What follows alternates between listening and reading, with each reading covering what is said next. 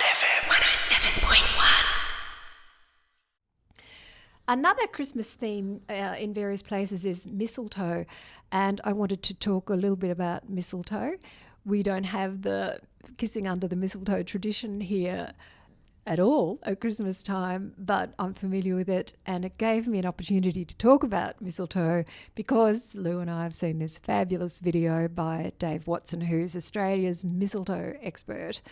He's brilliant. He's so brilliant. Yeah, he's a We really should good post presenter. a Link for that. Yeah. A link.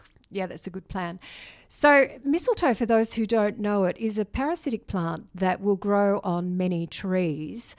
And if you look at, for particularly gum trees, if you stand back and have a good look at them, you may see a patch where the leaves look somewhat different to the rest of the tree. Some mistletoes actually mimic their host, but we won't talk about those, too difficult to find. But if you look at some trees, you'll find that patches of different kind of growth exist on the tree, and that's mistletoe. In Europe, some mistletoes are toxic, but in Australia they're not toxic. And some people think of them as a weed species that kills off our native plants, but in fact, Dave and his various associates have been able to demonstrate that they're really beneficial to the plant that they live on.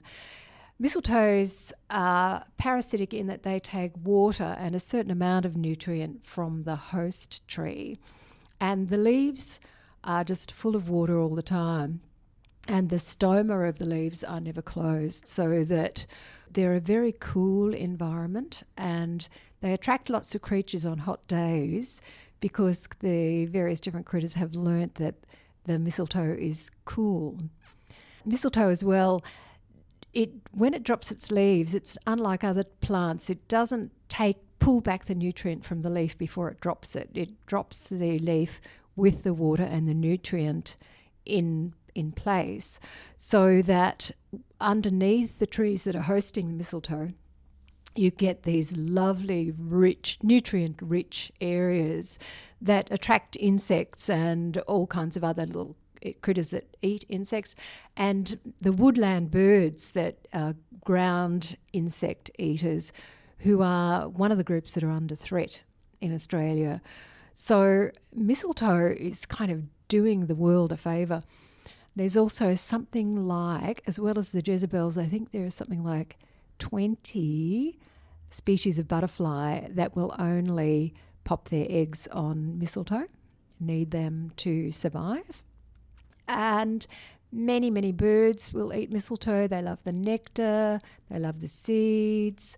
They then transplant or transfer the seeds around in a local area. Usually they swallow the seed and then they poop it out onto another tree, and the next little mistletoe grows. I love the approach that David Watson takes, where he explains ecology, really, how one thing is dependent upon another, how the web of life actually works. So having the mistletoes dropping the leaf litter that's full of nutrients attracts all sorts of insects, which in turn attracts babblers and robins and all the rare woodland birds we're losing. And I just love that. Yes.